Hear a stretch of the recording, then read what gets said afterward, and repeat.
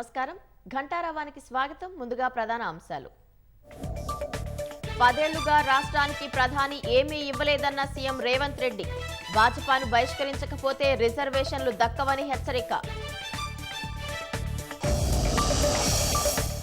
ఎన్నికల ప్రచారంలో భాగంగా రాష్ట్రానికి రానున్న నడ్డా. బహిరంగ సభలు, రోడ్ షోలలో పాల్గొననున్న భాజపా అధ్యక్షుడు.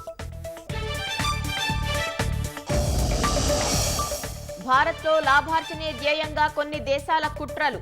బలహీన ప్రభుత్వానికి కాంగ్రెస్ సైతం చేయి కలిపిందంటూ ప్రధాని ఆక్షేపణ.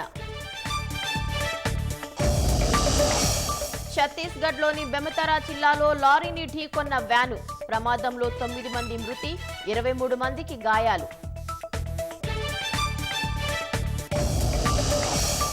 అమెరికాలో బీభత్సం సృష్టిస్తున్న టోర్నడోలు.